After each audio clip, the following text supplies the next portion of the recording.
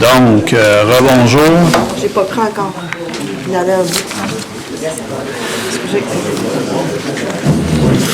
Donc, bienvenue à la séance extraordinaire du Conseil municipal de Saint-Cyril-de-Wendover, tenue en salle du Conseil le lundi 10 février 2025 à compter de 20h30, à laquelle sont présents tous les conseillères et conseillers, sauf M.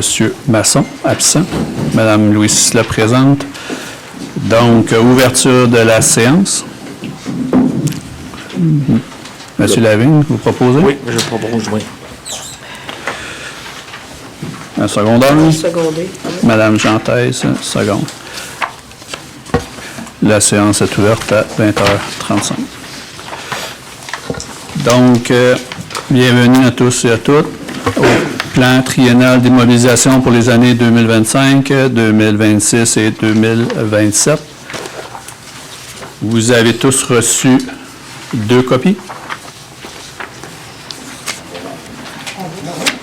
En haut, il y a une différence. En haut de la page, il y en a une qui est écrite 100, puis une qui n'a rien écrit.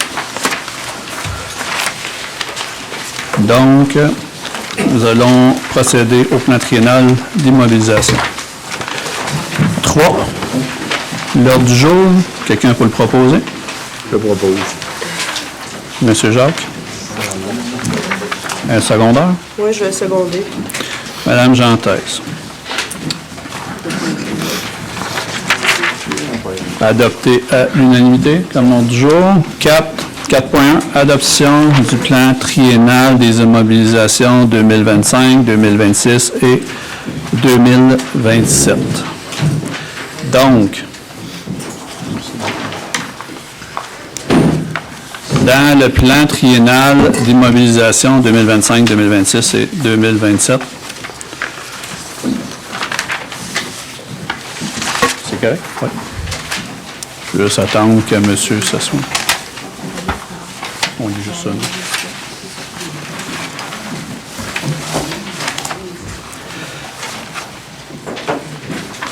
Donc,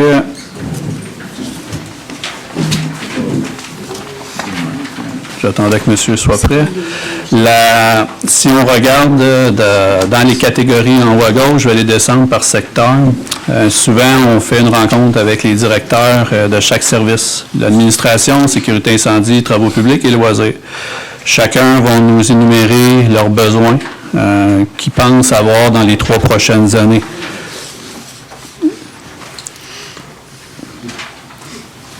Je vais juste attendre. Est-ce qu'il y avait quelqu'un qui avait un commentaire? Juste d'attendre la période des questions, s'il vous plaît. Dans l'administration, si vous remarquez, il y a dans l'administration, c'est seulement des choses utiles au développement des affaires de la municipalité. Donc, les ordinateurs, ce qui est un besoin essentiel. L'ameublement de bureau. Même chose, sur 3 ans, on parle de 24 000 $, donc 4 000 cette année, 10 000 l'année prochaine et 10 000 en 2027. On verra après ça si les besoins sont nécessaires. Quand je parle de 2026 et 2027, c'est une projection dans le futur et non un engagement à la municipalité d'engager des frais. Tout le plan triennal d'immobilisation reflète cette réalité-là. En sécurité incendie, des bouteilles d'appareils respiratoires, c'est un montant qui est récurrent chaque année. 6 000 $ pour les appareils parce qu'il faut les renouveler. Les appareils respiratoires, c'est la même chose. Donc, sur une période de 3 ans, on parle d'un 56 000 $. Un 12 000 la première année, 22 000 pour les années subséquentes. Les bunkers, les appareils, les habits de combat, même chose. Notre directeur incendie a budgété un 38 000 $ sur 3 ans. Cette année, 10 000, 14 000 en 2026 et 14 000 en 2027.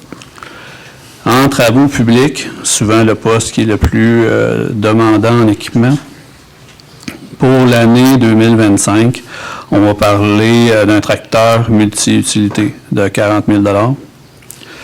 Un besoin qui pourrait être un boss pour la municipalité concernant une entente. Si l'entente elle est redéployée, c'est un coût qui n'est pas nécessaire déjà d'avance.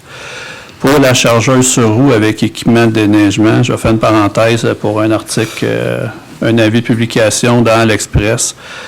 On peut voir, moi j'avais sur le PTI, on ne l'a pas écrit, Mais c'est un crédit bail. Un crédit bail, on l'étale dans l'année. Il faut faire une politique de capitalisation. Et lorsque la politique de capitalisation sera faite, là, on va pouvoir le mettre en crédit bail. Parce que là, pour l'instant, j'ai pas rien De faire. Donc, c'est pas un achat qu'on va faire en début d'année. Il y a encore beaucoup de travail à ce niveau-là, sauf qu'au lieu d'embarquer une charge de 372 000 sur les comptes de taxes des citoyens, quand la procédure administrative sera créée et voyant aussi l'utilité peut-être dans l'année de nécessiter une nouvelle chargeuse, on pourrait aller à ce moment-là sur un crédit bail et diviser le coût en peut-être 5 ans, 6 ans. Donc, on parle peut-être d'un montant, on prend 372 000 pour on divise en 5 ou 6 paiements. Encore là, comme je dis, c'est une dépense qui a été mise au PTI, mais qui n'est pas nécessaire pour le moment. Dans les travaux, c'est souvent des travaux qui sont nécessaires pour le développement des futures rues ou des pavages de parties de domaines complétés. Je vais prendre, par exemple, en 2025, le domaine des prairies, phase 1, pavage, bordure et trottoir. Il y a un 33 000 d'études qui a été budgété. Sauf souvent, ces frais administratifs-là se ramassent en dette de secteur qu'un coup les travaux sont complétés. On a le pavage de la rue Vallière qui est un 6 750. Dans les autres travaux les plus importants, quand on arrive dans les montants qui sont plus élevés, 265 000, 338 000, 326 000, c'est quand le pavage est réalisé et non l'étude. On peut voir qu'en 2026, il y a des infrastructures de pavage rue-village. Il y a une projection, parce qu'encore là, la subvention n'est pas présentement offerte, mais il y aura un 4 millions qui pourrait être allé chercher dans une subvention qui s'appelle Primo. Donc, il faut qu'elle soit admissible. Le travaux a été planifié en 2026. Dans les honoraires professionnels, il n'y a rien cette année. L'entretien de bâtiments, terrains et garages, encore là, c'est tout projeté pour 2026. Le matériel granulaire, souvent pour refaire les rues qui ne sont pas asphaltées, comme la rue Houle, on vient mettre des montants. Le montant a été reporté à l'année 2026. Donc, cette année, seulement un frais de 6 400 pour un stationnement qui est près du parc Hébert. L'entretien de la rue Réseau routier, c'est la même chose pour mettre la membrane de la rue Houle pour refaire le fond. Même chose reporté à l'année prochaine. Seulement des fissures aussi. On arrive dans de l'asphalte réfection, stationnement de l'hôtel de ville. On sait qu'il avait été projeté l'année dernière, reporté à cette année. Réfection du réseau routier pour un 700 tonnes métriques, reporté à l'année prochaine, 147 000 Le GoNet, reporté aussi à l'année prochaine, 10 000 Là-bas, poussière, chaque année, on ajoute toujours l'équivalent avec un regroupement de l'Union des municipalités du Québec pour 20 500 les entretiens de fossés, la rue Vallière, Gilles et Stéphane, 30 000 demi, applicable l'an prochain. Fissure des rues Vallière, 5 000 Marquage de chaussée, contrat. Chaque année, on procède au marquage des lignes, donc 38 500 Peinture pour les lignes d'arrêt, 6 500 aussi. Donc, c'est les postes qui sont les plus importants. Là, on comprend que ces travaux-là sont nécessaires à la collectivité. En loisirs, nous avons cette année l'ajout d'un bâtiment vert et inclusif. Le bâtiment vert et inclusif, c'est une subvention qui est sortie en cours d'année, qu'on a découvert cet automne, qui m'a été proposée par le ministre, le député Champoux. C'est une subvention qui pourrait nous permettre de répondre à un besoin criant de la population de Saint-Cyril de Wendover, et c'est le centre communautaire. Présentement, le centre communautaire est manquant dans la collectivité. Plusieurs de nos groupes sont obligés de se déplacer dans les autres municipalités environnantes vu le manque d'infrastructures au niveau municipal. Le développement de ce projet-là, c'est un projet qui se doit d'être payé au complet par des subventions et non par les Cyrillois. Ce bout-là, je suis déjà en démarche au niveau provincial pour avoir un autre fonds de subvention. Donc, la première subvention nous octroierait 7 475 000. Donc, un manque à gagner de 4 025 000. Sauf ce qui est important de comprendre ici, c'était un dépôt d'un projet de subvention fédérale. Considérant ce qui se passe présentement au niveau fédéral, c'était probablement une des dernières chances, dernière occasion, je veux dire, d'aller chercher une subvention de cette ampleur. Ce qui est important aussi de voir, c'est vraiment ce que je disais, le Conseil ne s'est pas engagé à créer une dépense de 11 500 000. Le Conseil s'engage à travailler, à trouver des subventions et ne pas enfiler la facture aux Cyrillois et Cyrilloises. Ça, j'en fais. Et comme qu'on voulait aussi, c'est que je m'engage aussi à faire une consultation publique le moment venu, avant de venir dire aux gens que nous allons à créer cet équipement-là sur le territoire. Donc, c'est pour ça que je veux dire, je veux vraiment être sûr que les gens comprennent et admettons, je veux dire en québécois comme ça, que la subvention ne rentre pas. Vous pouvez prendre la deuxième feuille qui est marquée 100.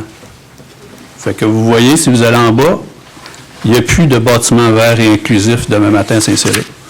Donc, si la subvention fédérale ne rentre pas, s'il n'y a pas de subvention provinciale qui rentre, si les gens de la région ne se manifestent pas pour le construire avec nous, bien à ce moment-là, ça sera un projet qui tombera à l'eau. Donc, sauf que vu qu'il y a eu une demande de subvention, le ministère des Affaires municipales m'obligeait à le mettre dans le PTI. C'est pour ça que ce soir, il est là. Peux-tu préciser pour le skatepark aussi que c'est pas un projet qu'on a un engagement? Puis que... Oui, bien c'est pour ça que je vais aller descendre. Je continue. Les honoraires, c'est la même chose. C'est des honoraires professionnels qui sont attribués à ce projet. Donc, si vous prenez le 100, bien c'est la même chose. Il vient disparaître, on n'en parle plus si on n'a pas de subvention pour le faire. Le skatepark est la même chose. Il y a un 25 000 qui a été octroyé par la MRC de Drummond, un 75 000 qui a été placé dans le surplus qu'on pourrait utiliser. Encore là, c'est un projet qui reste à développer, qui n'est pas obligé d'être réalisé parce qu'il est au PTI, mais que vu qu'il y avait une subvention d'attribuer, on est obligé de le mettre au PTI. Pour les terrains de pickleball à 100 000 $, c'est la même chose. On a mis un montant de 100 000 $ qui viendrait d'une subvention qui s'appelle Nouvel Horizon. C'est bien ça? C'est la même chose, vu qu'il y a eu une demande de subvention qui a été faite. C'est un équipement qui a une valeur de 100 000 $, donc aucune charge financière aux frais des Cyrillois par le MADA. Donc 100% financé par le MADA. Donc, si on va chercher cet équipement-là, il ne coûte rien à équiper Saint-Cyril de ce nouvel équipement. Module de jeu par Guévremont, 70 000 $ qui vient des fonds de parc. On sait que ce fonds-là est réservé seulement et uniquement pour les parcs. Donc, présentement, avec des fonds, l'installation d'un nouveau module de jeu se fera ce printemps. Module de jeu dans le parc Turgeon, c'est un parc de quartier sur la rue Turgeon. Pour éviter les jeunes de se diriger vers la 122, c'est un parc 0,5 ans. Donc, une demande MRC pour le fonds de ruralité aussi de 25 000. Même scénario, pas de subvention, pas obligé de le réaliser. Dans les bibliothèques, on a la collection locale qui est récurrente à chaque année à 6 500 $ pour les Cyrillois qui utilisent toujours la bibliothèque. Donc, je vais refaire juste un retour sur les deux feuilles qu'on vous a remis. Une feuille qui est écrite 100 en haut, puis l'autre qui est rien d'écrit. Je veux vraiment être sûr que chaque personne comprenne très bien que beaucoup de projets sont attribuables à des subventions. Pas de subvention, pas de projet. Donc, c'est ça. Puis c'est une occasion unique de peut-être avoir un centre communautaire à Saint-Cyril, ce qui est manquant depuis une vingtaine d'années, je dirais. Donc, quelqu'un pour me proposer le plan triennal d'immobilisation. M. Jacques propose. Je vous laisse lire le résolu. Il est résolu d'adopter le plan triennal d'immobilisation pour les années 2025, 2026, 2027, tel que déposé, soit de rendre le document disponible sur le site web de la municipalité de Saint-Cyril-de-Wendover. J'en fais proposition. Quelqu'un pour seconder? Je le seconde. Madame Gentès, seconde. Période des questions. Donc, même chose. Je donne la parole aux gens, puissent adresser leurs questions qui concernent seulement le plan triennal des immobilisations pour les années 2025, 2026 et 2027. Le plan triennal comme tel, normalement, je n'ai rien contre. La seule chose ma question est la suivante. Vous avez mis sur votre plan triennal peut-être l'achat d'un nouveau loader. C'est quoi, quelle raison qu'on achèterait un nouveau loader? Présentement, l'évaluation qui a été faite sur le loader existant par notre directeur des travaux publics est que l'équipement arrive en fin de vie. Présentement, il est utilisé encore pour la neige, aucun problème, mais probablement que l'été, il y a un petit peu plus de problèmes au niveau du balai de rue et chargement de terre et compagnie. C'est les explications que j'ai. Deuxième utilisation, on a une pépine aussi qui est en fin de vie, donc réutilisation de l'ancienne chargeuse pour charger le sel l'hiver pour ne pas rendre le nouvel équipement défectueux à court terme. Parce que, c'est sûr, ce sont des rumeurs, mais la rumeur que j'avais, c'est parce que l'année dernière, les contrôleurs routiers, on avait été arrêtés. Puis les gars s'étaient fait dire que l'odeur n'était pas assez gros le souffleur, qu'ils devraient changer le souffleur. En passant, il existe un kit de roue qui peut aller sur les souffleurs. Parce qu'on va donner un exemple, si vous achetez un XMA, ça vous prend un 972 minimum dans le vrai ça. On parle de 3/4 million, parce qu'on s'entend dessus. Un kit de roue, sur le souffleur, ça ferait peut-être bien la chose. Parce que l'achat d'un nouvel équipement, on donne un exemple, comme le grédeur, on a acheté. Je ne dis pas qu'on n'a pas besoin de faire à l'occasion. Les grédeurs comme tel, il y a des frais fixes, des frais d'opération. Et tout ça, toutes les fois qu'on s'en sert, il y a eu le coût d'achat. Si on calcule le nombre d'heures qu'on fait avec, je ne vous dis pas que, oui, des fois, il faut payer, mais dans le pire des cas, on va vous donner un exemple, que j'ai déjà vu. Vous prenez 4-5 gars qui ont des grédeurs dans le coin, mettez-les dans un bureau, achetez-le du Saint-Hubert, puis celui qui sortira avec la plus basse soumission, vous lui donnez. Tu sais, à un moment donné, mettez-les dans la même gang, puis ils se battent un peu, puis après ça, faites sortir des prix, parce qu'un grédeur, il n'est pas rentable. Présentement, ce que j'essaie de faire avec les autres municipalités, c'est de trouver des utilités à cet équipement-là. Ouais, je suis d'accord. Mais ce qu'on ne faisait pas avant, je veux dire ça comme ça. Beaucoup de relations intermunicipales n'étaient pas là. Donc, si on est capable de conclure une entente, présentement, il y a 2 autres municipalités qui sont intéressées. Si on est capable de vendre des services à ces municipalités-là, probablement que là, ça va devenir un petit peu plus rentable. C'est ça. Si on reste, sinon. Ça, avant de faire. J'ai rien contre des changements d'équipement quand ça vient à la fin de vie. Mais à un moment donné, calculer le pour et le contre. C'est ça. Je suis totalement d'accord avec vous. Merci.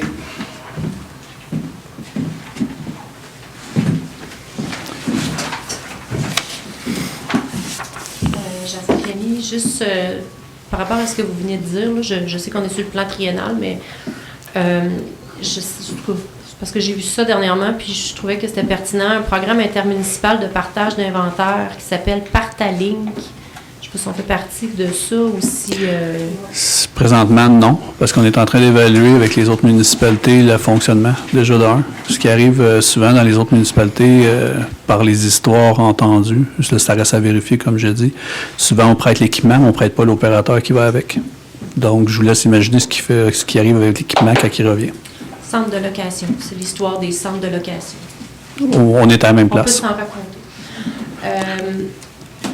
Concernant certains comptes de dépenses, là, dans ce que vous mettiez, avec ou sans, là, il y a des dépenses comme, je prends par exemple la bibliothèque. C'est quoi la raison qui fait que vous dites que c'est des dépenses récurrentes, mais qu'on le voit en 2025, qu'on ne le voit pas se répercuter en 2026, 2027? Souvent, c'est l'immobilisation des livres, je ne me trompe pas.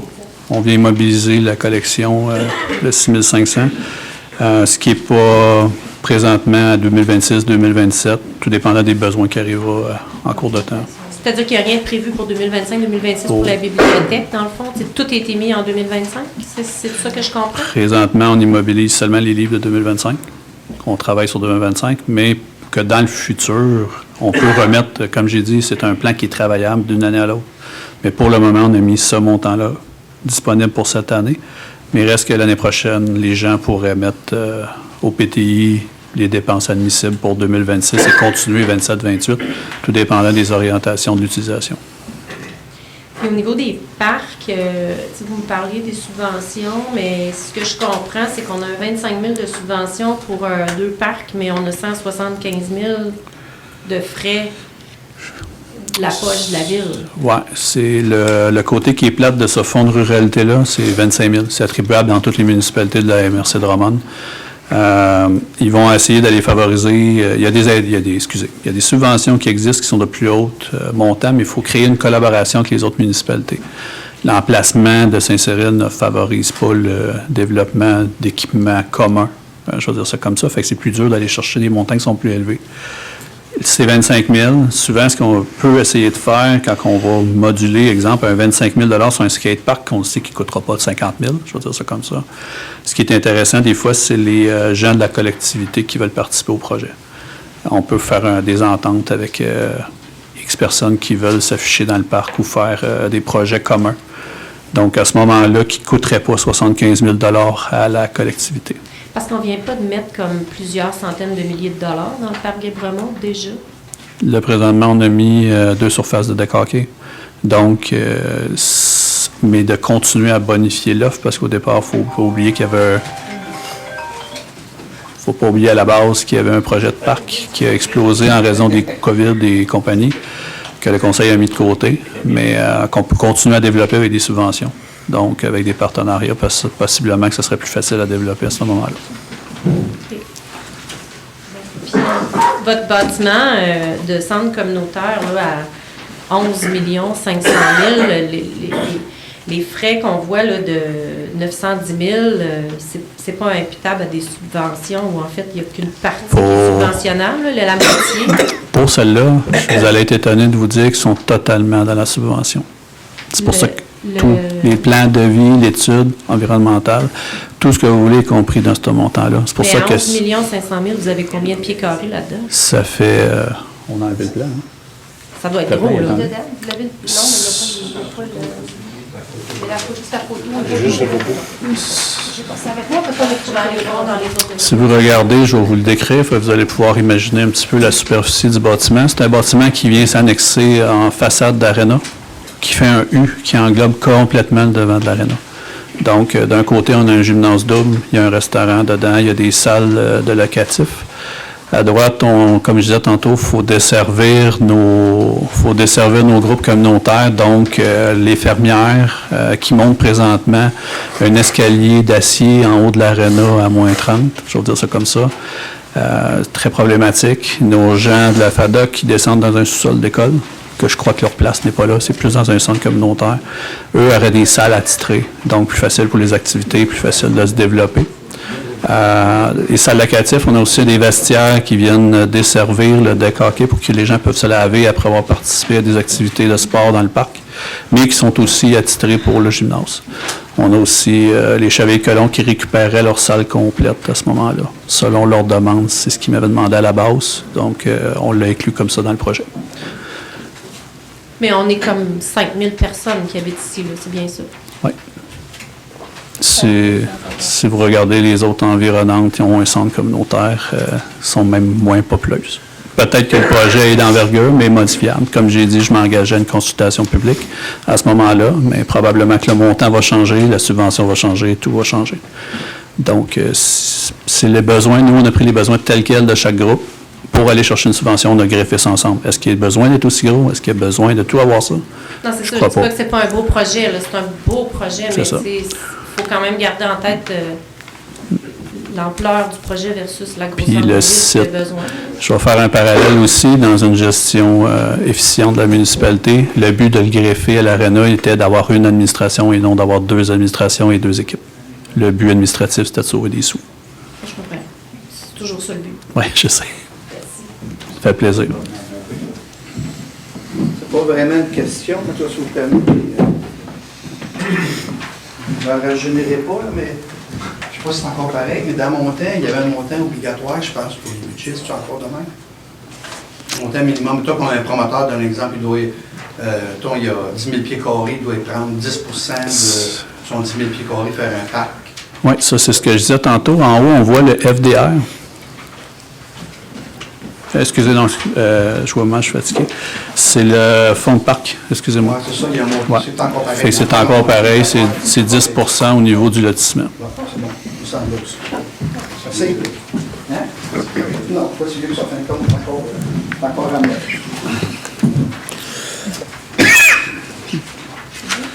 Donc, ça me prendrait... Est-ce qu'un conseiller voulait rajouter un point? Non, conseillère, excusez aussi. Donc, la levée de l'Assemblée. Je propose. M. Lavigne propose. Secondé par... M. Payet, vous secondez? Oui. À 20h59. Parfait.